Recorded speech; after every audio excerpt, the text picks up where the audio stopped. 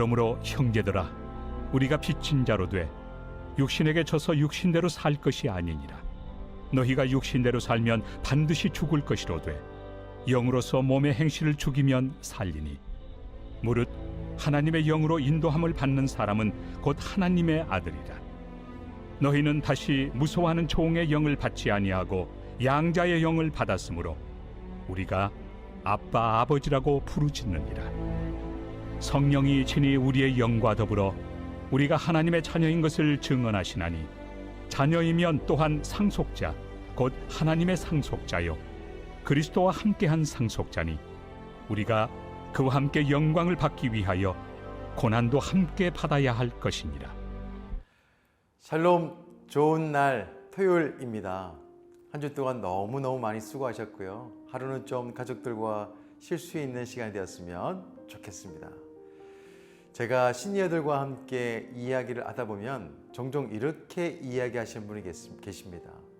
나는 아무에게도 짐이 되고 싶지 않습니다. 이렇게 얘기하시는 분들이 계세요. 다시 말하면 건강하게 살다가 고생하지 않고 하나님께 불러주시면 그렇게 갔으면 좋겠다, 이렇게 얘기하시는 분들이 종종 있습니다. 제가 생각할 때는 그런 것 같아요. 자식들에게 짐이 되지 않았으면 좋겠다, 그렇게 들려졌습니다. 사실 이것은 바람뿐이죠. 내 마음대로 되는 것이 어디 있겠습니까?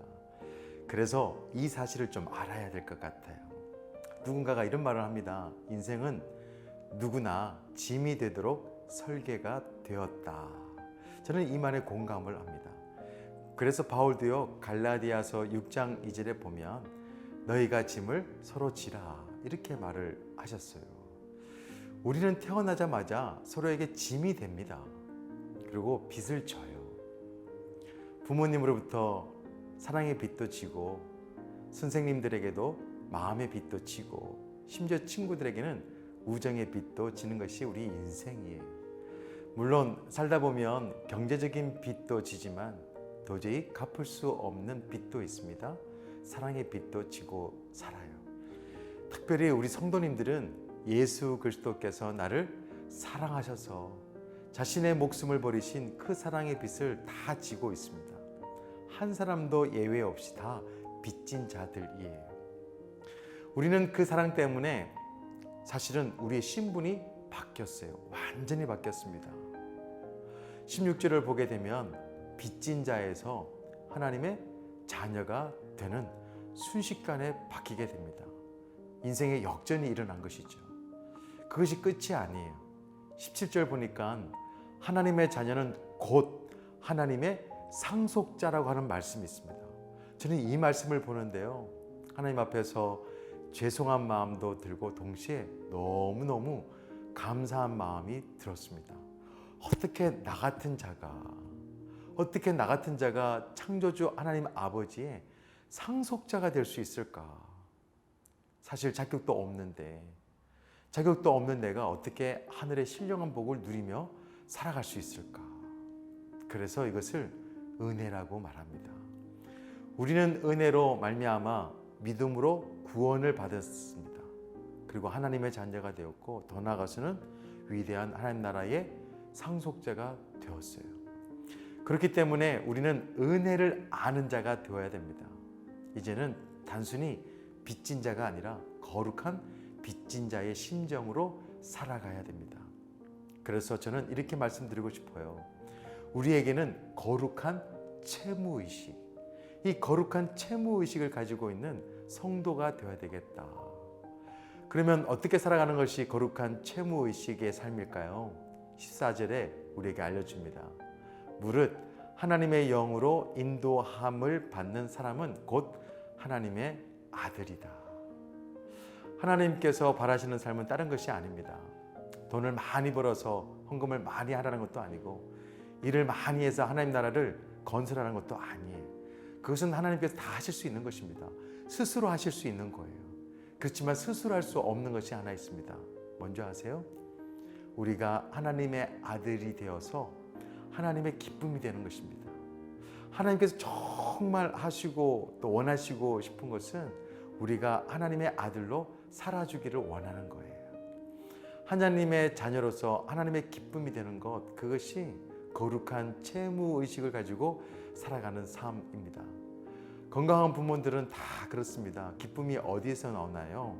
자녀들과 좋은 관계에서 나옵니다. 오늘 본문에서는 하나님과의 좋은 관계를 유지하기 위해서 한 가지 권면을 하는 것이 있는데 13절입니다. 너희가 육신대로 살면 반드시 죽을 것이로되 영으로서 몸의 행실을 죽이면 살리니. 육신대로 살지 말아라. 이 말은 즉 죄의 본성을 따라 살지 말아라. 왜냐하면 우리가 누구이기 때문에? 하나님의 자녀이기 때문에. 죄의 노예가 아니라 하나님의 상속자로 살아가야 합니다. 그래서 우리는 날마다 성령님의 도움을 받아서 몸의 악한 일을 죽이면서 살아야 돼요. 죄에 대해서 무너져서 죄의 본성대로 살아가는 것이 아니라, 그러한 죄의 패배자가 되는 것이 아니라 성령으로 육의 생각과 행실과 육의 습관들을 죽이면서 승리자로 살아야 됩니다. 오늘 그런 전쟁을 치르게 되어질 것입니다. 물론 이것이 쉽지만은 않습니다. 그래서 바울은 이렇게 말하잖아요. 나는 날마다 죽노라. 사실 17절에서 말하는 고난을 받으라 라고 하는 말과 일맥상통합니다. 우리는 오늘 신분에 맞게끔 하나님의 자녀답게 세상의 자녀들과는 다르게 살아가야 됩니다. 하나님 나라의 위대한 상속자답게 세상의 좋은 것보다 하나님 나라의 위대한 것을 위해서 살아갈 수 있는 우리가 되었으면 좋겠어요. 영적인 품격에 맞추어 살 수 있는 하나님의 자녀, 하나님 나라의 위대한 상속자가 되었으면 좋겠습니다. 오늘도 우리의 아빠, 아버지 되신 하나님과 함께 하나님의 기쁨이 되는 인생 역전의 삶을 오늘도 살아가시기를 예수 그리스도 이름으로 축원드립니다. 기도하겠습니다. 하나님 아버지 감사합니다. 우리를 하나님의 자녀로 삼아주시고 더 나아가서 하나님 나라의 위대한 상속자로 삼아주셔서 너무너무 감사합니다.